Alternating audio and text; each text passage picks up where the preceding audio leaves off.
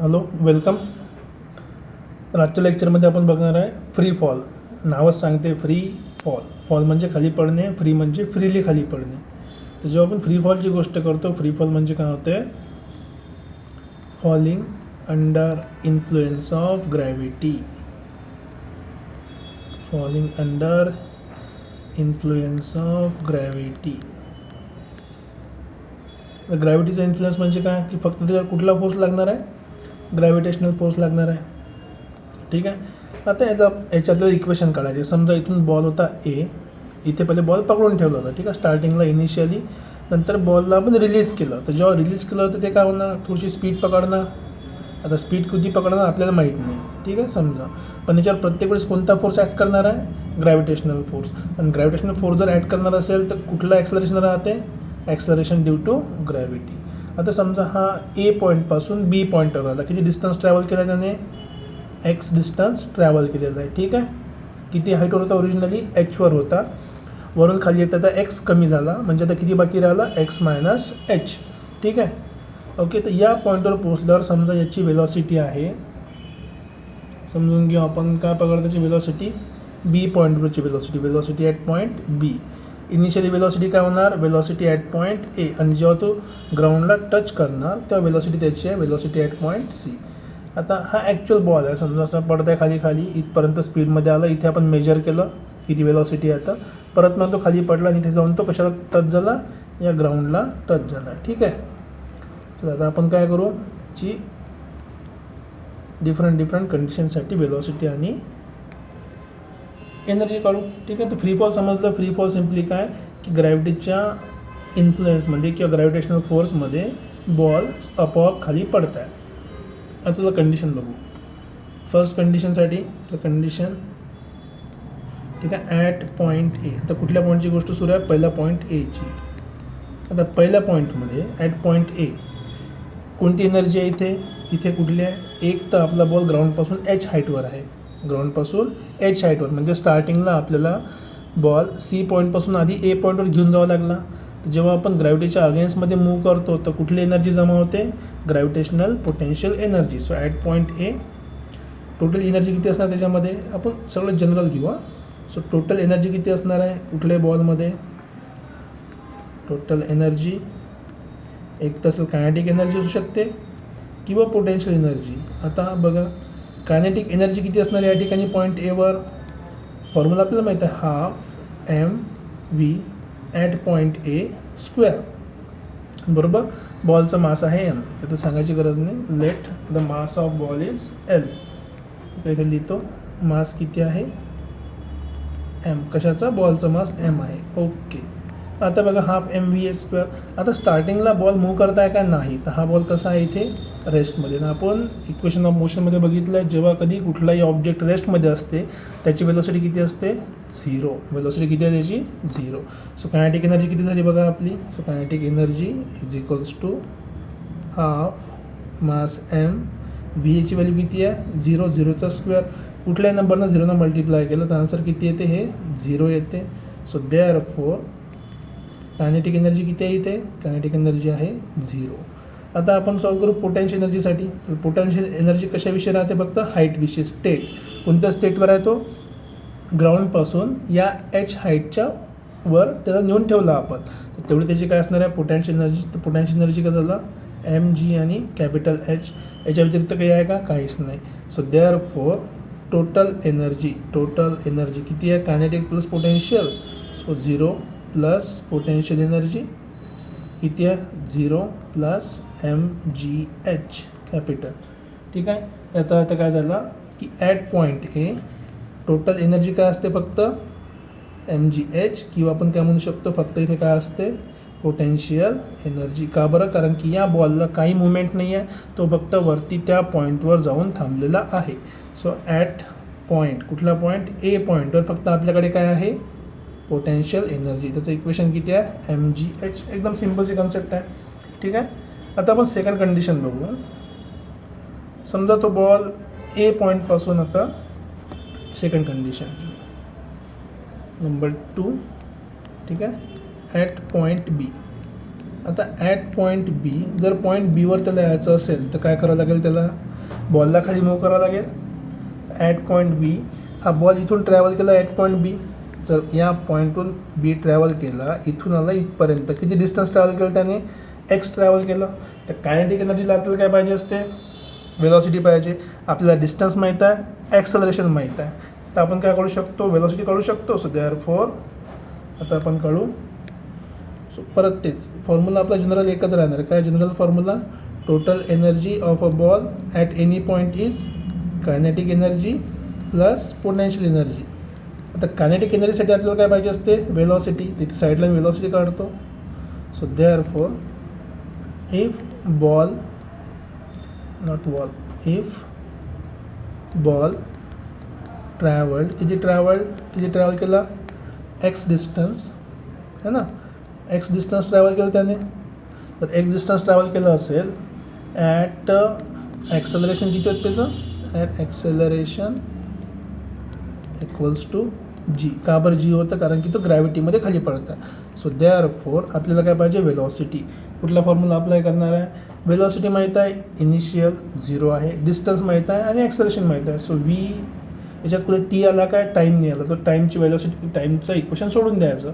म्हणजे पहिलं इक्वेशन होतं आपलं v is equals to you plus A t. मी ते साईडला इक्वेशन पण लिहितो तुमच्यासाठी. सो आपल्याकडे इक्वेशन कोणते होते बघा, V is equals to you plus A T. दुसरं इक्वेशन होतं S is equals to U T plus half A T square. तिसरं आपलं इक्वेशन काय होतं, V square minus U square is equals to 2as. आता या केसमध्ये बघा आपल्याला टी नाही पाहिजे, तर इथे टी आहे, तर हा टीचं इक्वेशन मला नाही पाहिजे. इथे पण टी आहे, तर हे पण इक्वेशन यूज नाही करणार, आपण यूज करू हे इक्वेशन. तर तिसऱ्या इक्वेशनमधून आपल्याला काय भेटलं बघा, व्हॅल्यूज पुट करा. व्ही म्हणजे वेलॉसिटी ऑफ पॉईंट बीचा square, v square minus initial velocity किती होतं, वेलॉसिटी ऑफ एचा square is equals to 2 times a किती आहे, ए म्हणजे ॲक्सेलरेशन, इथे जी आहे, आणि डिस्टन्स किती ट्रॅव्हल केला आहे, x. So therefore velocity at A सगळ्याला माहिती आहे किती आहे, 0. तर हे 0 झालं, तर आपल्याला फायनल काय भेटलं, वेलॉसिटी ऑफ बीचा square is equals to 2gx. ठीक आहे, हे झालं वेलॉसिटी ॲट पॉईंट बी. आता आपण काढू शकतो easily kinetic energy. So therefore kinetic energy is equals to at point B half M V at B square. Formula values put करा. सो 1/2 आहे, एम आहे, व्ही वेलॉसिटी बी स्क्वेअर किती भेटला आपल्याला, 2gx. सो 2g आणि x बघा, 2/2 cancel, तर आपल्याला भेटलं kinetic energy is equals to mg आणि x. हे झालं कायनेटिक एनर्जी. ठीक आहे, आता सेकंड केसमध्ये आपण चेक करू पोटेन्शियल एनर्जी. पोटेन्शियल एनर्जी कशा भरोशावर राहते, हाईटच्या भरोशावर. सो देअरफॉर पोटेन्शियल एनर्जी काय असणार आहे बघा, हाईट mg आणि हाईट असली पाहिजे h. पण आता h काय, h कुठून असते, हमेशा आपण कुठून मेजर करतो, फ्रॉम ग्राउंडपासून मेजर करतो ना. आता तुम्ही जर डायग्रामवर लक्ष दिलं बरोबर बघा, टोटल h होता, तिकडे गेला, टोटल आपली हाईट होती h, त्यातून x कमी झालं, तर बाकी किती राहिलं, ग्राउंडपासून हाईट h मायनस x राहिलं. सो ग्राउंडपासून हाईट किती राहिलं, h मायनस x. आपण काय करू, इथे यूज करू, hची व्हॅल्यू किती झाली, mg आणि कॅपिटल H मायनस x बरोबर. सो देअरफॉर पोटेन्शियल एनर्जी किती भेटलं या केसमध्ये, कुठल्या पॉईंटसाठी आहे, बी पॉईंटसाठी, at point B mg capital H minus x. हे भेटलं पोटेन्शियल एनर्जी. पण आपल्याला काय पाहिजे, आपल्याला पाहिजे टोटल एनर्जी. तर आता आपण करू total energy. So therefore total energy is equals to काय होतं, kinetic plus potential. Values put करा कायनेटिकची, mgx प्लस पोटेन्शियल एनर्जी किती आहे, mg capital H minus x. आता तुम्ही आतमध्ये मल्टिप्लाय करू शकता व्हॅल्यूजला x आणि h सोबत.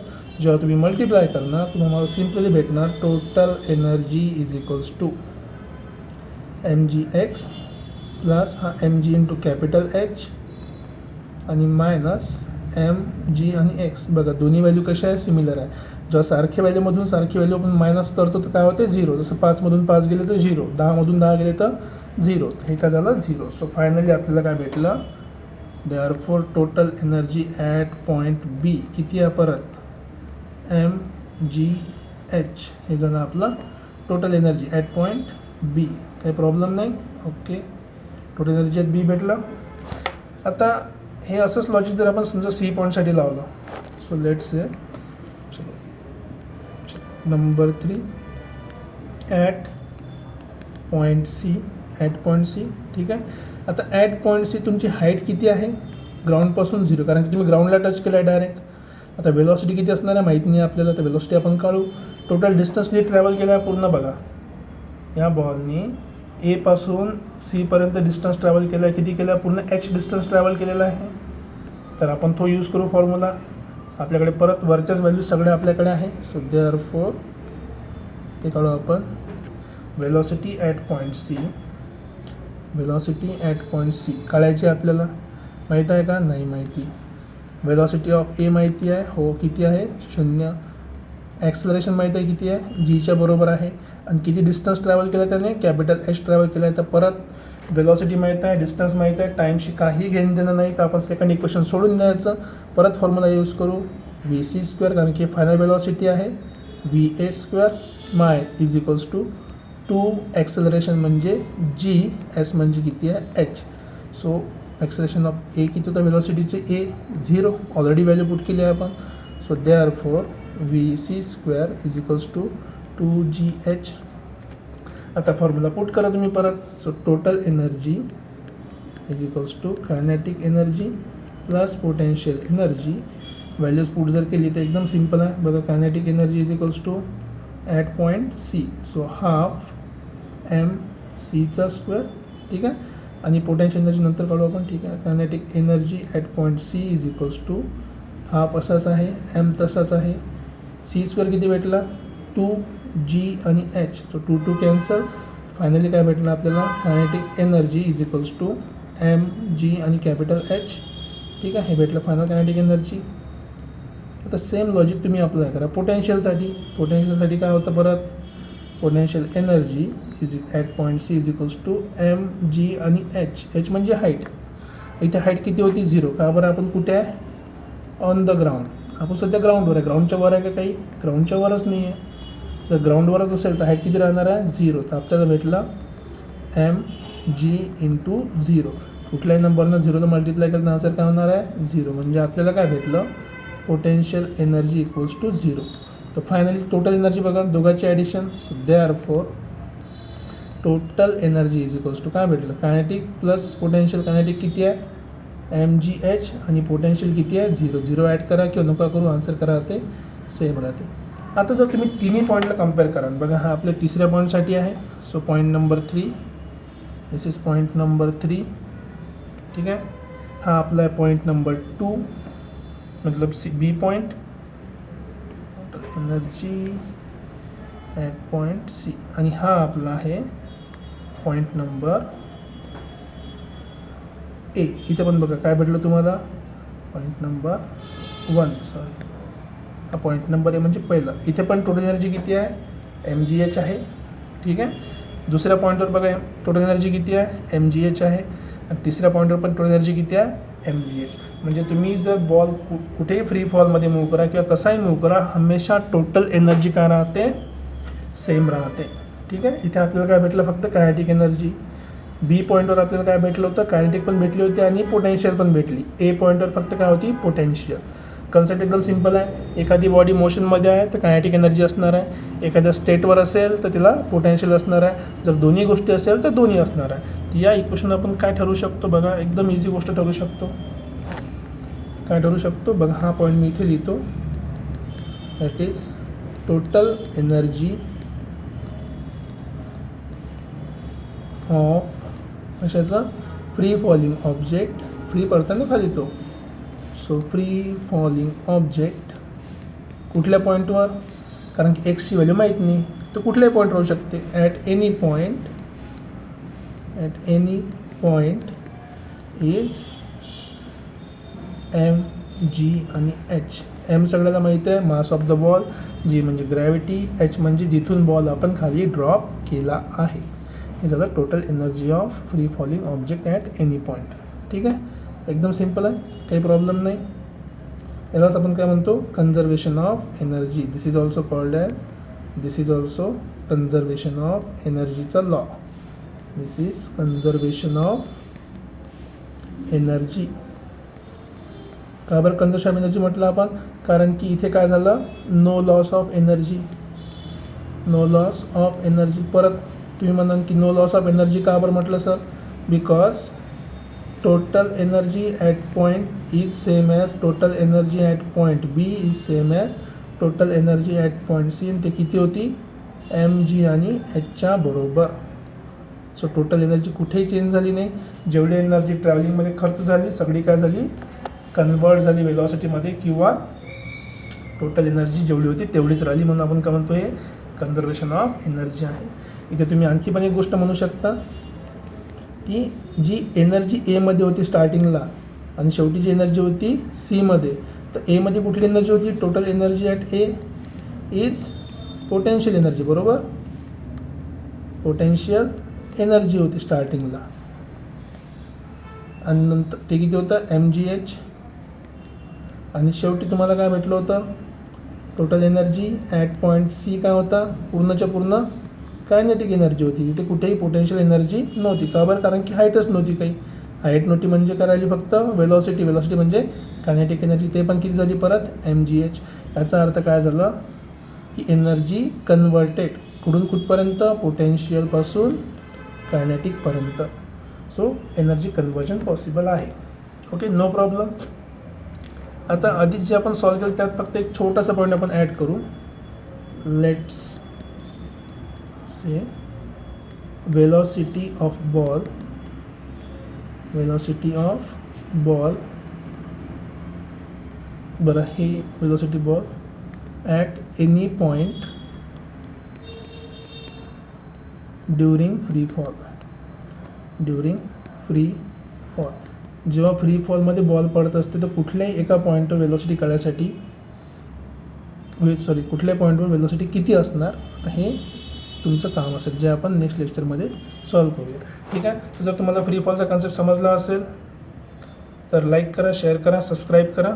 आणि इथेच आपण कन्झर्वेशन ऑफ एनर्जीचा पण कन्सेप्ट बघितला. ठीक आहे. तुम्हाला आवडला असेल अशी होप करतो. Keep studying. See you in next lecture. Thank you.